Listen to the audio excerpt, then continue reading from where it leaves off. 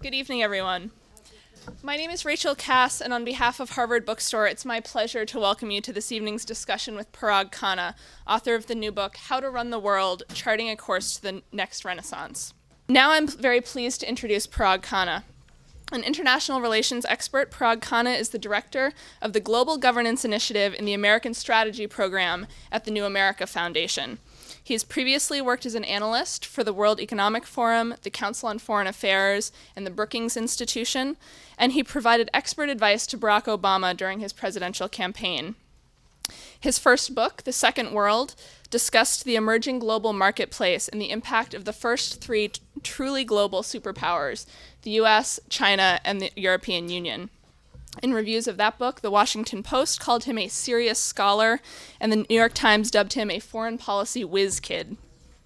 Mr. Khanna's new book, How to Run the World, compares today's global society and culture to that of the Middle Ages, with its Asian empires, Western military forces, Middle Eastern kingdoms, and wealthy business interests. And he'll tell you more about that. And now please join me in welcoming Parag Khanna. Thank you, everyone. Good evening. And with today's announcement about the demise of Borders, it's particularly relevant to support your local bookstore, especially if you do come here regularly for the outstanding offerings that they have.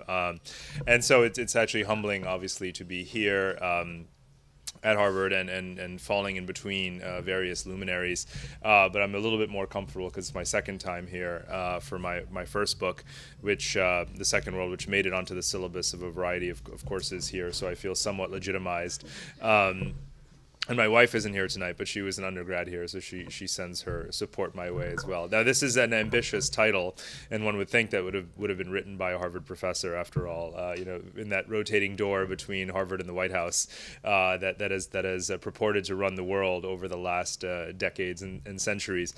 But I have a somewhat different purpose in mind with this title, and obviously we knew in thinking about the title for this book that it would come across in different ways to different audiences and have different meanings. But I actually really gave it this title with a straight face in a very, very literal sense, because I have thought long and hard about how we run the world and have come up with a one-word answer. And I believe there is only one legitimate one-word answer to how to run the world. And I'm wondering if any of you want to jump out and blurt it out.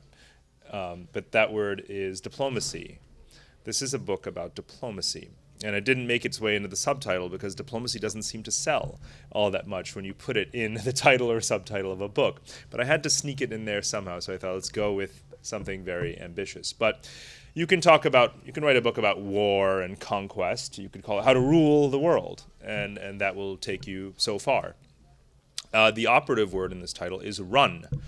How do you run something? You run it through management, through a system, through a process, through a dialogue, through negotiation, through laws, codes, rules. How do you establish those things?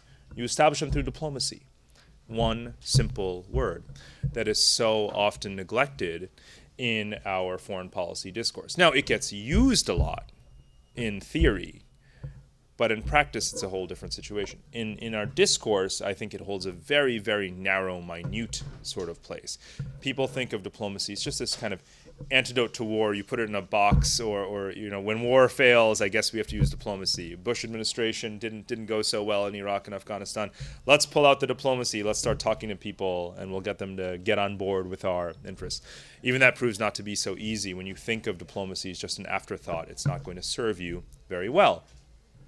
So I wanted to recover diplomacy. I didn't want it to just be in a little box. I didn't even want it to stand alongside other options like war and conquest. I wanted to put it above everything. So I wanted to almost commit this sort of literary hyperbole in a way. But it's well justified in the literature on international relations. The scholars who have defined world political theory, international history, and so forth have talked about categories of institutions and activities like international law, like war, and others. But some of the great scholars, Hedley Bull, Martin White, and others of a tradition called the English School, they had trouble fitting diplomacy in for them. They had to, the term we use in international relations theory is coding. When you code a practice? And they said diplomacy is the master institution. Somehow nothing else really gets done without it. And as with my background in international relations theory, I wanted to make something of that and elevate it in the way that those scholars had and bring it back into practice. There's actually not a lot. There's obviously very little theory in this skinny book, and that too was expunged by my editors. They figured that people reading a book called How to Run the World didn't want to hear about arcane, sort of the arcana of IR theory. But I did study it, and I did take it very seriously, and this is a homage to the study of diplomatic theory and diplomatic history, but mostly in practice, much less in theory. The other mistake about diplomacy, beyond just belittling it and thinking of it as just something that is optional in world politics rather than a part and parcel of everything we do, is to think of it as something that only governments do, only states do it. Only Hillary Clinton is allowed to make a diplomatic statement, or Barack Obama. Diplomacy is what is done at the G20 summit. It's what's done at the United Nations, maybe at the World Bank or something like that. That's it. That's diplomacy. The sum total of those 200 countries in the world and their relationships, that's diplomacy. That's an even bigger mistake. Diplomacy, there's another joke from diplomatic studies. Diplomacy is the second oldest profession. I don't need to tell you what the first is, do I? The second oldest profession. So long as you have had dialogue and communication and relations among communities, you have had diplomacy. In ancient times, Babylonian era and so forth, diplomacy took place among tribes, merchants, city-states, all manner of entities that negotiated with each other over access to territory, the costs of goods, and trade routes and so forth. That was diplomacy. We didn't have states. We've only had modern states since when? Since the 17th century. What was everything prior to the 17th century? Was it not diplomacy? Well, then it couldn't be the second oldest profession if that wasn't diplomacy. So we've always had diplomacy. But for the last couple of hundred years, we've lived in a state-centric, state-dominated world, and therefore we have forgotten that diplomacy long predates the state and will long outlast it. We are moving into a post-Westphalian world. There are states, but there are also cities that operate beyond states. There are companies that operate across states. There are NGOs that are transnational actors. There are terrorist movements that have their operations and loyalties across states. There are religious groups, churches, the Catholic Church, Islam, that have global communities of belief and following that don't have much to do with the state at all. They also long predate the state. Where are they when we theorize about diplomacy? Because when we do diplomacy in the real world, we actually have this hodgepodge, this mix. If you really fast forward from these ancient periods that I'm talking about into the 21st century, they actually have more in common with each other than the world we're in, than the world that we have lived in for the last couple of hundred years. And so as we search for a way to explain patterns of relations and interaction that we're seeing every day, trying to make sense of.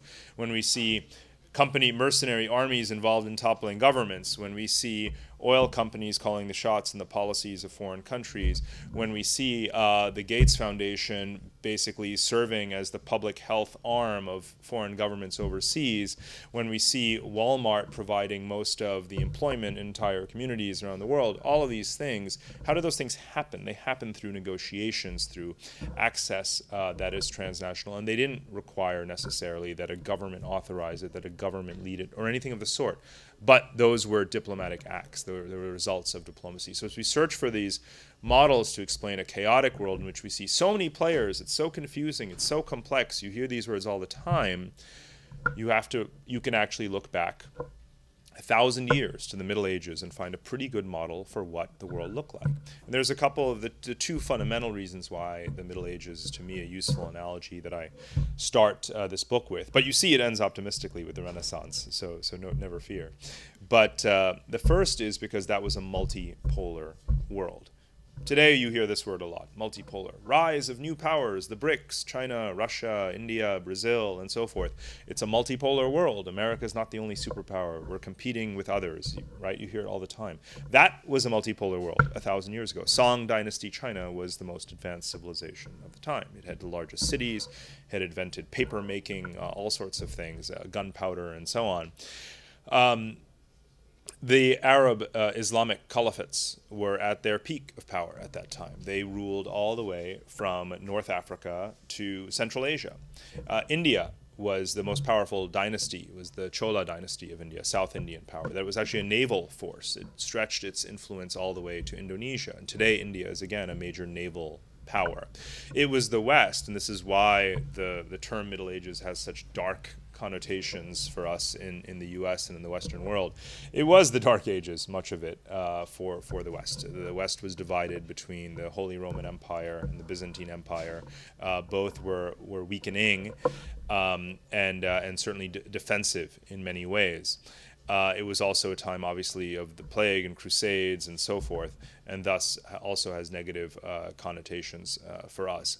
But it was most certainly a multipolar world, much as the world is today.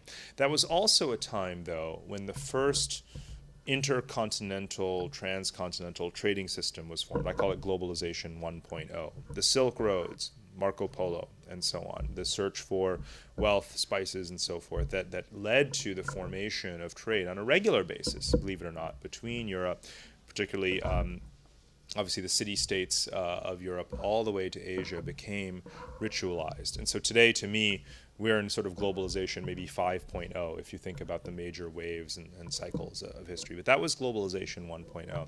And I mentioned Italian city-states earlier, and this gets back to this multiplicity of actors that we have in the world today that we think of as being diplomatic actors, having their own agency, their own authority, calling their own shots. And those include companies, cities, NGOs, religious groups, mercenary armies, you name it, are all out there doing their own thing. That was very much the case in the multi-layered, overlapping medieval world. Nominally, the Holy Roman Empire ruled over Western Europe, but of course we know that most kings and princes only paid lip service to them and really ruled their own fiefdoms, and then of course mercenaries reigned free across the land. So that sort of that sort of feudal environment is a little bit of what some of us feel today when we think about just the anxiety, or we feel a certain anxiety about the world. So the medieval analogy to me is useful in these two contexts: the fact that it was a multipolar world and the fact that it was an overlapping world of very different kinds of powers. So that sets a baseline for what the world looks like today. So now what do we do about it? And that's where you have to bring diplomacy back in. Because the world of nation states, the world of these sovereign actors and their organizations, whether it's the UN or the World Bank or the G20, have really had their chance. They have been running the world, have they not? Has it worked? Well, let's see. I think the term perfect storm really captures a lot of what we feel we face in the world today. A financial crisis can trigger food crises and oil price spikes, and we have climate change and natural disasters, and we almost feel overwhelmed by the ways in which one crisis can sort of trigger another. What is the response of the governments of the world through their institutions? When the G20 gets together, is it really able to, does it raise your confidence in the ability of intergovernmental entities to operate outside of these narrow silos, World Health Organization, UN Environment Program, and so on and so on, to really address these things? Not really, right? Who expected the Copenhagen or Cancun climate summits to yield a legally binding, universally accepted reduction in greenhouse gas emissions by the year 2020? No, I think not. And so we have slowly, gradually begun to lose faith and confidence in the ability of centralized international organizations, or even the U.S. as a superpower and global cop, to address all of these crises around the world. It's not going to happen. We are never going to either have the will or the resources or the consensus, the desire, the ability to do it. And the other powers in the world, Europe, largely internally absorbed at the moment, China very opportunistic, and so forth. So that, though the resources are not going to be present in just the state system alone to deal with these things. And yet, to me, the fact that diplomacy is so confusing, all these actors are out there, to me they represent resources, untapped unharnessed, uncoordinated, inefficient. And so what I try to advocate in this book is a system that I call mega diplomacy. And I had to call it mega diplomacy because for so many people, again, diplomacy is just what governments do. So you have to add a prefix to connote that you really believe that everyone can be a participant, that you can form new coalitions among public and private actors, and you can then do a better job of addressing some of these problems. And in some ways, with some audiences, particularly in the more conservative scholarly community, you feel like you're fighting an uphill battle because they live in a theoretical world rather than the real world. When I look at the real world, I already see mega diplomacy being the norm, and that's why one can actually ultimately be optimistic. My sort of conclusion in some ways in the book is that we're actually doing this, we just need to do it better and more efficiently, and that technology and knowledge sharing and communication is starting to get us into a position where we'll do a better job of this. But what I try and do is present example after example after example, painstakingly, I think, of every single problem you can think of on the global agenda. You want to promote good governance, you want to tackle climate change, you want to deal with poverty, you want to rebuild failed states, you name it. And you name the place where it's happening, and I'll give you an example of how the solution or the best practice that is currently underway has very little to do with a rigid world of interstate diplomacy and a lot to do with people, with individuals, with all kinds of communities pitching in, lending a hand, forming coalitions, and so forth. So actually one of the punchlines of the book is everyone is a diplomat. Rather than a world in which there's a very limited number of diplomats, only those who represent their government. There's .org diplomats, .com diplomats, .edu diplomats, and I say .god diplomats as well, because religious actors, again, play such an important role. And that mega diplomacy is actually alive and well and thriving. And if you think about, let's take a few examples. I mean, 10 years of a largely militarized policy in Afghanistan, how much success do we have? How much state building has taken place? How stable is the country? Not really yet. So what has the Pentagon decided to do? They created an Office of Business and Stabilization Operations. So now you have commanders in the field recruiting CEOs and people from American companies to go to Afghanistan and saying, would you mind building a factory here? Could you connect this village can you build a road about employing some people here? Because Afghanistan is not going to stand on its own 2 feet with just our military calling shots. We now have to bring in companies. Who's built the majority of the schools and health clinics in that country? Those that exist, and there's quite a few. It's actually not as dismal on the social development side as people think. Oxfam, CARE, Save the Children, and so forth. How long would it have taken for a sovereign, competent Afghan Ministry of Education to deliver that without the obscene levels of corruption that permeate that system? A very, very, very long time, perhaps never. So it's happening a lot faster as a result of bringing in these new actors, and the funding they get comes from different sources. This isn't either or. It's not either governments or NGOs, right? A lot of the NGOs get their money from USAID. USAID doesn't have the technical capacity, the manpower, even the competence to do some of these things, and it does it at a huge cost and often sinking the money back into the pockets of Beltway bandits and other contractors. Instead, if you give the money to NGOs, they are demonstrably more efficient, less expensive, and more effective in the long run, and do a much better job of training locals. So that's just one thing. You want to rebuild Afghanistan, you can't do it without mega diplomacy. You can't do it with just the military alone. No way. And that's a hard security issue. Let's say you want to fight terrorism. Let's go drain the swamps, right? Like whether you're George Bush or Condi Rice. I hope we don't use that term anymore in this administration. But yeah, hard power, it's done a tremendous amount, hasn't it? Has it really reduced global terrorism? I mean, not exactly.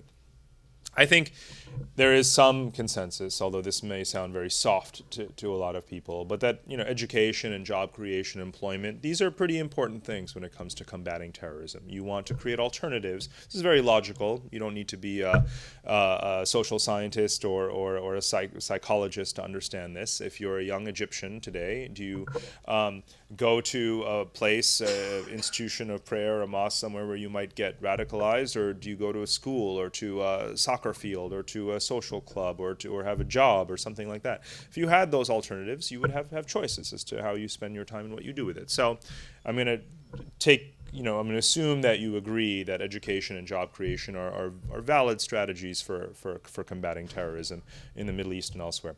Well, I want you to name the U.S. government agency, or I want you to tell me how the State Department does that. Right. They don't. They don't do it. They don't do it at all.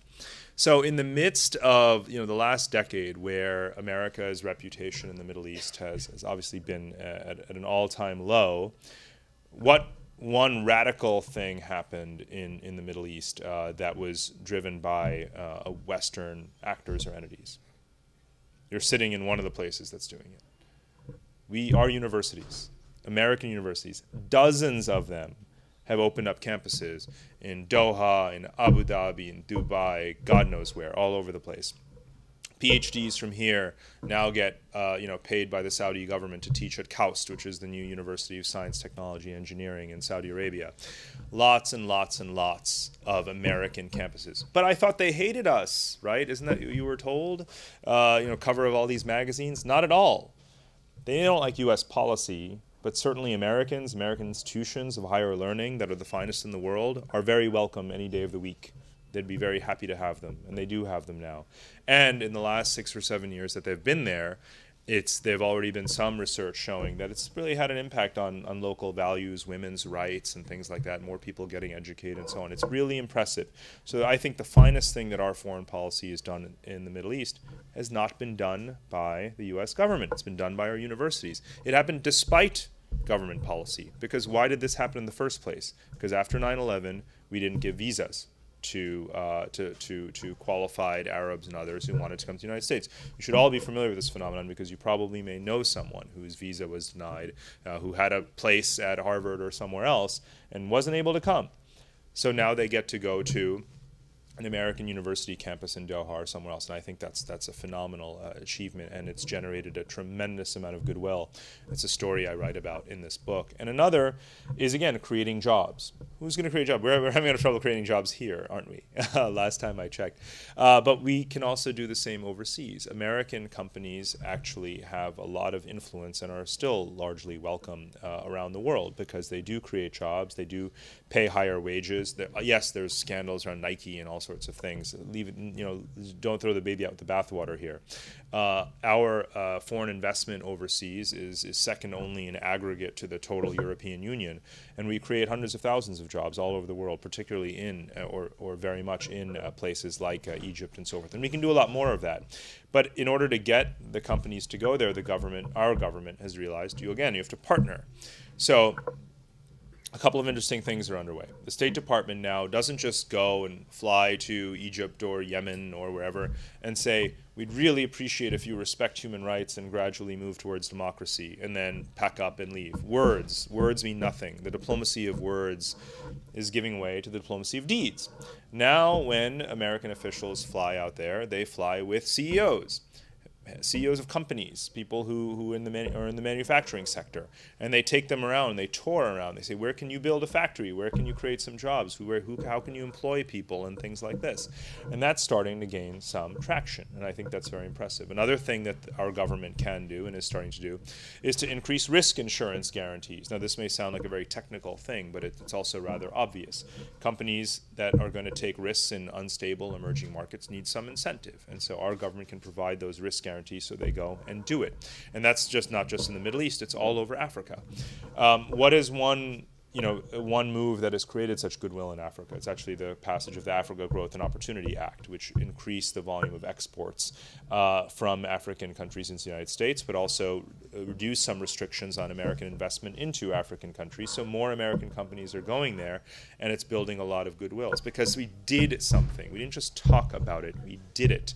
And very often the diplomacy of doing, the diplomacy of the deed, the diplomacy that I champion wholeheartedly in this book is not just done by governments and by bureaucrats. It's done by NGOs and it's done by companies, which is why I really wanted to accord them a role in diplomacy. And so to me, anyone in this room can be a diplomat. To me, if you work for the Gates Foundation, you're a health diplomat. You're delivering public health. You would negotiate that access. If you work for the Clinton Foundation and you're negotiating with a pharmaceutical company to reduce the cost of vaccines, and then negotiating with companies to then deliver it at a low cost to clinics in various African countries, that is a very complex act and process of diplomacy going on there. if you work for Amnesty International, you are most certainly a human rights diplomat. Try pushing for human rights in the Human Rights Council of the UN when Libya is the chair. You're not going to get very far, right? And not to mention that the United Nations system is premised on state sovereignty, so non-interference plays a big role. How do you wag your finger at China over Tibet when China is a permanent member of the UN Security Council? You don't really get very far. You find that American pressure for human rights in China has drastically diminished, along with America's leverage over China. So who's going to do it? So I profile in this book a couple of NGOs who actually have been welcomed in by the Chinese government because they are non-intrusive politically at the top level, but actually do a lot to train judges and heads of prisons to promote respect for prisoners, habeas corpus rights, things like this in China, Cambodia, and all over the place. So our NGOs can actually go in and play an important technical role in actually improving human rights. I also talk about Walmart. I mean, what company is more hated in America, right? Because they open up next door and shut down all the local, the equivalent of local bookstores, local retailers around the country. There's no company that's more loved around the world than Walmart. I don't know how many of you to whom that might be shocking news. But Walmart creates jobs. Walmart hires women. Walmart pays people. Walmart connects places in the middle of nowhere to a global supply chain. And so it's actually very welcome in countries around Africa where they're starting to open up for very obvious reasons. That's an American company, one of our biggest companies. And it does more to promote America's sort of image and standing in the world than we do. And it does it as a company. It doesn't cost you anything as such. So there's so many examples really of this sort of private sector leadership, NGO leadership. It's not always alone. Again, so much of it is done in partnership with governments behind the scenes. When the Rockefeller Foundation underwrites the development of high-yield seeds to distribute to West African farmers, often the U.S. government, USAID, is involved in underwriting some of that and spreading and funding the distribution. Our embassies are involved. None of this is either or, but it's to say that we're moving into a much more complex era where we need to think about these partnerships in a world of limited government resources, but enormous resources and opportunities and desire and will among all of these other players. We should be embracing these coalitions rather than living in rigid diplomatic kinds of silos. To me, this is a message that I think the Generation Y, letter Y, gets very intuitively. I find that when I talk to students all over the world, they no longer think of, they want careers in service, not necessarily public service. The word public has almost fallen out. They just want to do something good. And they feel that if they do it by working for Oxfam or by going and teaching English abroad or by donating through Kiva to startup companies in Uganda, whatever it is, there is a sense that they can do some good leveraging the technologies of globalization and so forth. And they can feel like they're involved in service. And the old model of public service, meaning you had to go work for the government for a meager salary and go through all kinds of testing and boring sorts of procedures. I'm someone who took the U.S. Foreign Service exam and passed and then bailed out when I saw what a sort of siloed and defunct, really, and irrelevant process it was to the real world. And so I could have gone the route of that traditional sort of, foreign service officer, and yet I feel that I've been much better off and perhaps had more influence being an outsider and getting involved in that way. And I see so many examples of that today.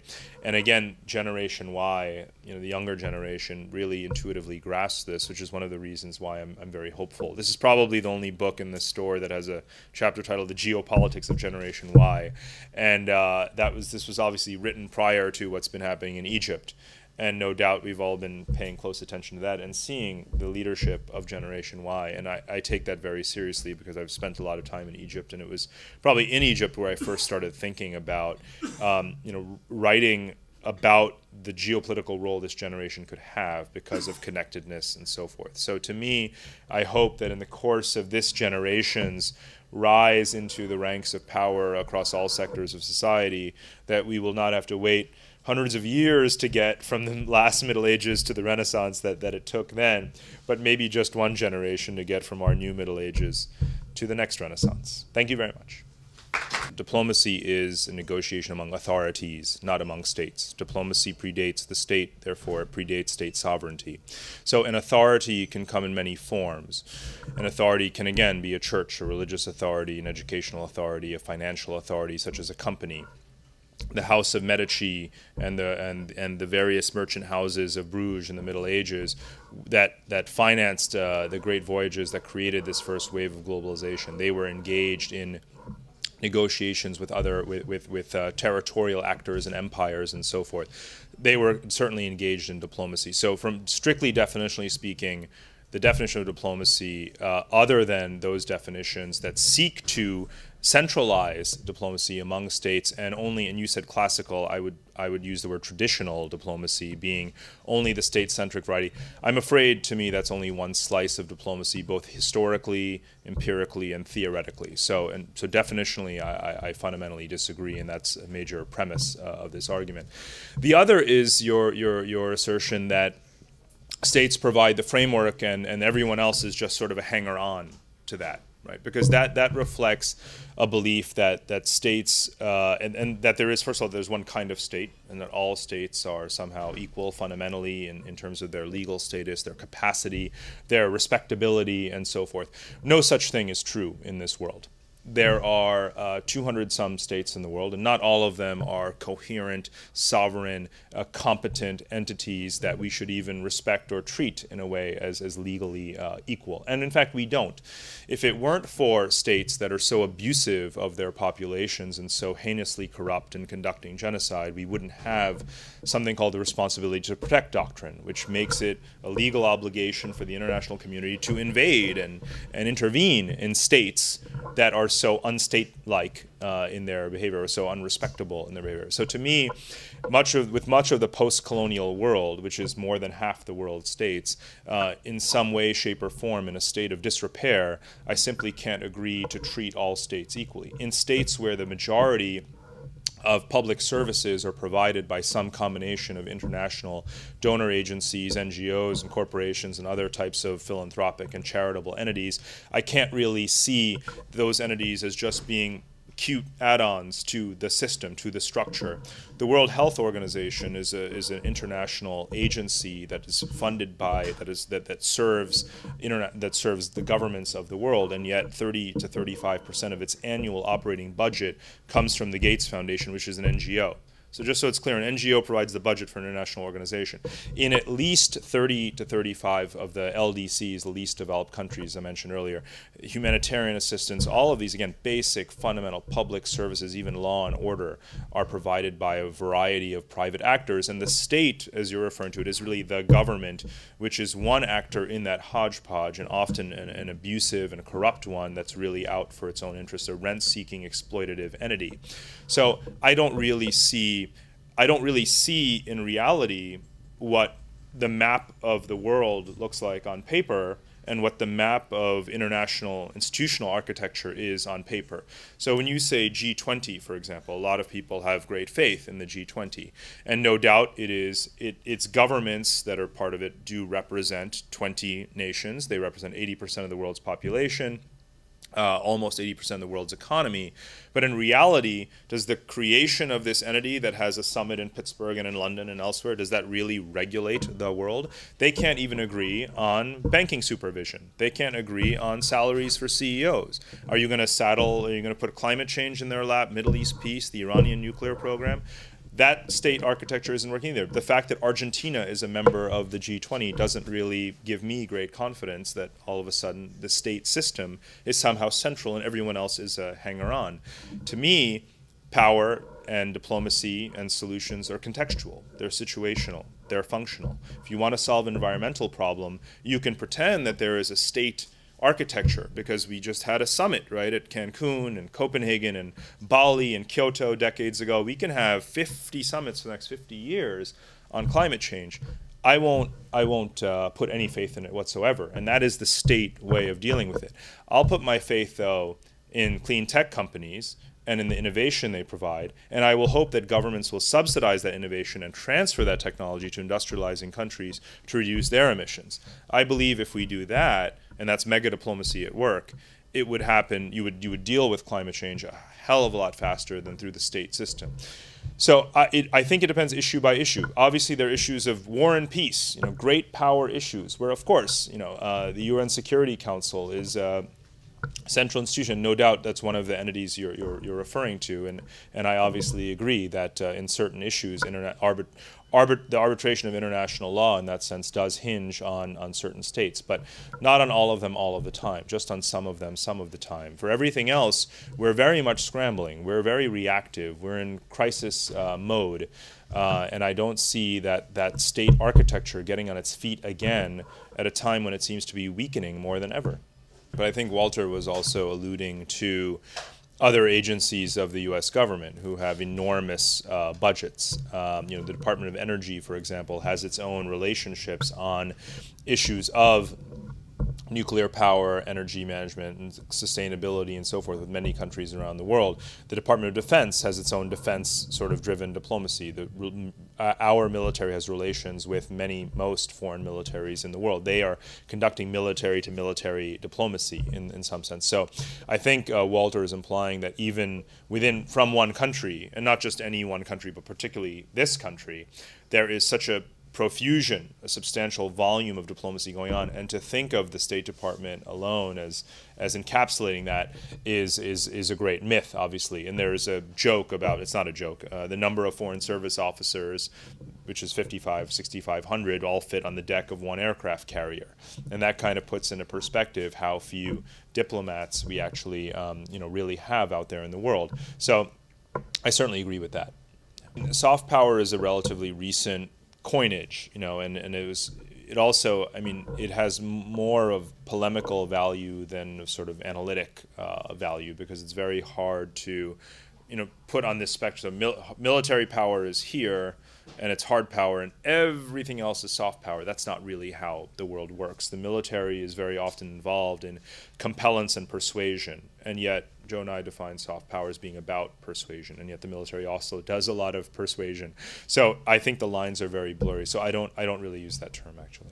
I think the remarks I made and the positive things I described speak to the potential of the private sector to make a systemic difference in a lot of places. So if you are a poor African country that has oil and you don't have the technical capacity to extract it, you're going to need Exxon or Shell or Chevron or whomever to do it, right? And without that, you will never have wealth, simply never.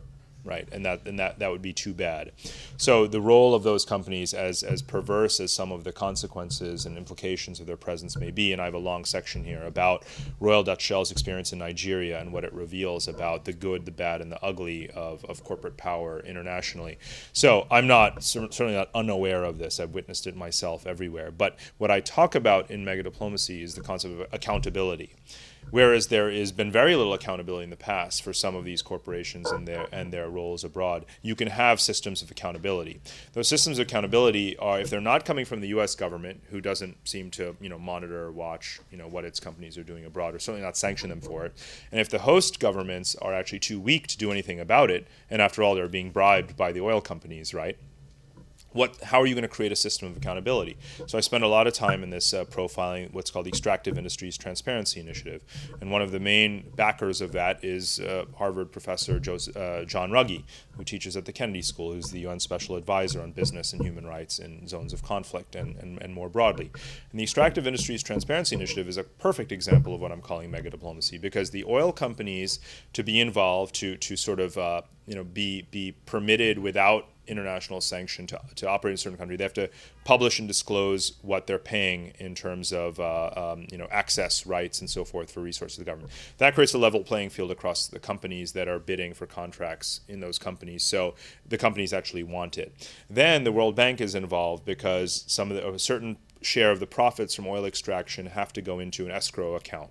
But then to spend that money, the host government, which is obviously obscenely corrupt in almost all cases, has to actually consult with a committee of civil society people, including women and educators and so forth. And the money has to go into schools, hospitals, roads, economic diversification, and things like this. It's all extremely complicated stuff, isn't it? But that's the only way you'll ever have accountability over these nefarious, hideous, rapacious rapacious companies that you're talking about. And rightly so, they have behaved that way. The only way to monitor it, regulate it, create accountability around it is through a scheme such as I'm describing, which involves the World Bank, it involves NGOs, it involves the local government, it involves the oil companies, involves a little bit of everyone, and everyone's watching everyone because no one should trust anyone else, quite frankly, because everyone has blood on their hands in one way, shape, or form, or has had it. And this is the only way, and it's actually working in some cases. And your alternative is either let the pillage continue, unmonitored, or to leave the resources in the ground. That doesn't really help anyone. So that's to take just one example, but it is a really big example. I mean, we have talked for years about the resource curse. This is a term that everyone here is familiar with, the resource curse. The resource curse says, God forbid a country would discover oil. That means in 5 years there's going to be a civil war and a coup and negative growth rates because they will have blown it, because country after country has blown it. Here I'm pointing to a real-life example of changing that, of undoing or preventing the resource curse. And it takes a lot of different actors to make it work, but it's worth the effort. There is a functional understanding that I'm projecting. Yes, but that doesn't necessarily mean specialization, but certainly functional expertise is an important factor certainly in diplomacy and in acting in it. I mean, part of the reason why this diffusion of diplomacy began to happen is because of climate change negotiations. What are you going to do getting a bunch of guys trained in philosophy who became diplomats negotiating climate change? What scientific knowledge did they have in the 60s, 70s, and so on when this started? They had to bring in outside technical experts. The same thing now goes for agriculture, for everything you can imagine. Scientific knowledge is a big factor in the reason why diplomacy started to us, because we have developed more of a science about governance and so forth, or how to solve certain problems through technical competence, and governments just have not had that. So that's one reason. It doesn't mean, though, that just because you're the agriculture person, and someone else is the freshwater person and so forth, that you have nothing to do with each other. I mean, what we find very often is that these issues are quite interrelated. So a place where there is a conflict brewing is also a place where disease is likely to spread, is also a place where education enrollment is going to go down, and all sorts of other bad things are going to happen. So these things move together, upwards and downwards, these issues. And you find that you kind of have to get the different functional experts together to come up with systems kinds of answers to what to do about it, but in specific places. A lot of people say the world is starting to look like the 19th century, a multipolar world, right? The European 19th century was multipolar. The problem is that was a European world. This is a global world. There are more than just European powers populating the world stage. So in that sense, the 19th century is not to me a very good analogy. The other analogy that people make is the interwar years, in that sort of somewhat chaotic period after the demise of the League of Nations, rise of Germany, and so forth. And neither of those ended well, right? The former ended in World War I, the latter ended in World War II.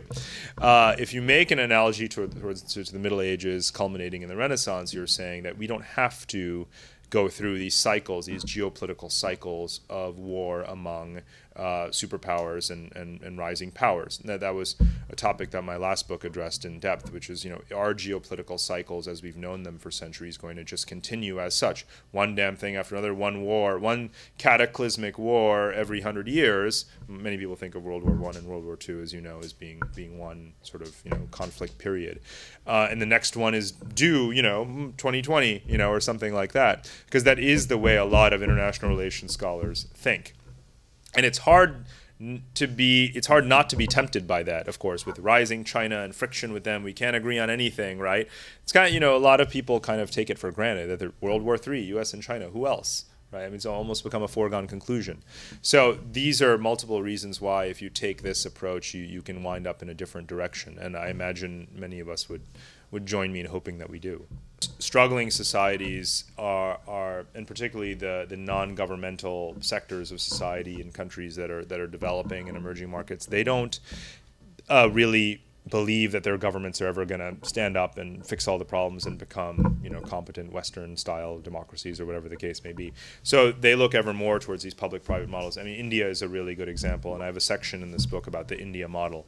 What I say is, everyone talks about the China model. It's great to talk about the China model because China is a disciplined country, getting things done. Maybe it breaks a lot of eggs to make its omelet, but high growth rates, high literacy, all these things.